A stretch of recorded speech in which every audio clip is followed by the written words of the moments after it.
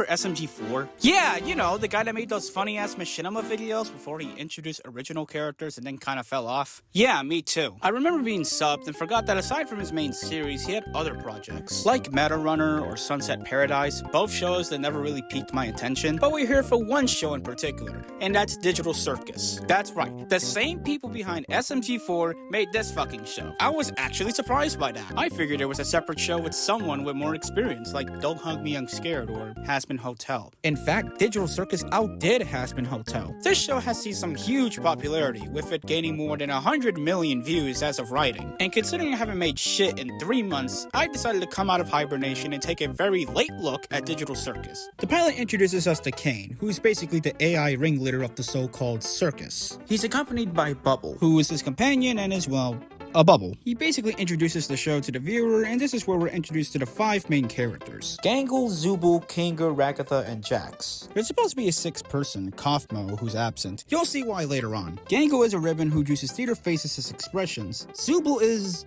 honestly, I don't know what Zubul is. Kinger's a schizo chess piece. Ragatha is, of course, a ragdoll, and Jax is a trickster rabbit. We're then introduced to a jester-like character who is transported into the circus. This turned out to be the same for everyone, as they were all once humans. The jester is understandably scared and confused, so Caine gives her a tour of the virtual world, where the characters live, where outside adventures occur, and even into the void, which Caine strongly advises her not to go through. The jester spots an exit, but is brushed away by Caine, who claims the exit was the result of digital hallucinations!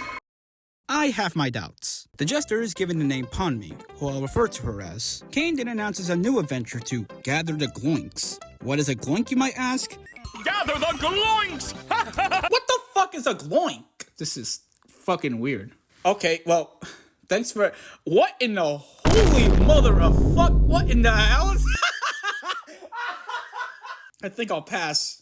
Fuck it, I'd rather figure it out what it is on my own. Things get out of hand pretty quickly. Zubul gets disjointed and gets captured by the gloinks. Remember Kaufmo? Yeah, he's transformed into this big mutated-ass monster. Apparently, according to Ragatha. When you reach your breaking point, something really terrible can happen. Yeah, that's something terrible, alright. She then gets fucking attacked, leaving her glitched by this fucking thing. Pomni goes to look for Caine to fix everything while being chased by a mutated Kaufmo. Meanwhile, Jax, Gangle, and Kinger go under some hole to find Zubul. They end up encountering the Gloink Queen, which is... yeah, this fucking thing. Kinger finds Zubul's head and attempts to rescue it, but fails and results in them getting eaten. Eventually, Zubul escapes after big-ass mutated Kaufmo barges in and beats the shit out of the Gloink Queen. Yeah, this subplot's kinda fucking weird. Back to the main plot, Pomni's looking for Caine and avoiding mutated-ass Kaufmo. When she spots an exit, it goes through, only for her to enter some random-ass office space, which turns out to be the development offices of the game, I guess? She starts to lose her sanity after going through multiple exits leading to the same spot, and eventually ends up in the void, where Caine finally appears, brings her back, and fixes everything. The episode ends with everyone digging into a digital feast, Sheldon J. Plankton style. Holographic meatloaf? My favorite!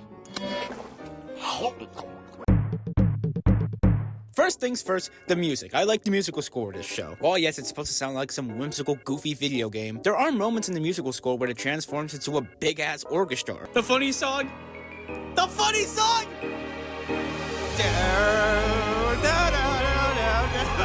The music was composed by Gooseworks, who's a creator and writer of the show. She's also known for her works writing the score for Hazbin Hotel? What?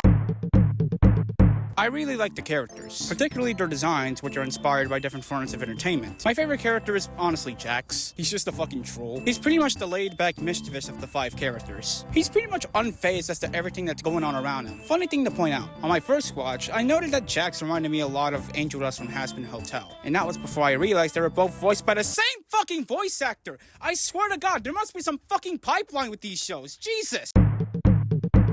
I think the overall concept is a pretty creative one. The show as a whole takes inspiration from the Harlan Ellison short story, I Have No Mouth and I Must Scream, which follows a similar story except without all the Cold War critiques. The main plot involving Pomni makes up most of the pilot, and it's pretty well thought out. The subplot with the Gloink Queen was fine, but kinda distracted the story for me. One thing I'll admire for the show is that it doesn't go down the route of being very lowbrow. Some online shows will often rely on lowbrow and mature themes, aka swearing, sex references, things that make immature 13-year-olds laugh, you know?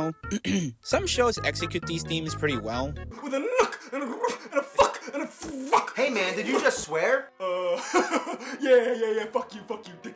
Some other shows don't. Or are you an innocent soul who got fucked over by someone else? Oh, harder, Daddy. Good lord, January 19th is going to be an interesting day to say the least. Digital Circus for the most part takes itself seriously. Oh yes, it does have its humorous moments. Those are made using typical traits like slapstick and surreal humor. The show's story is built up through character and story building along with character development. If you haven't noticed by now, some of the characters, particularly Pomni and Ragatha, have actual emotional responses to their situations. I'll be honest, I would shit my pants if I found myself stuck in that hellhole. When all is said and done, Digital Circus is a pretty great and interesting pilot. The show is slated for an 8-episode season, so I look forward to seeing what comes of the show and how it'll evolve. I'd recommend it. It's a pretty solid pilot, and hopefully it'll remain that way for the rest of its run. Anyways, that's the video. I know I haven't uploaded in a while. There's a lot I've been going through lately, and hopefully I'll probably be able to upload soon, Anyways, until next time, see you guys in the next video.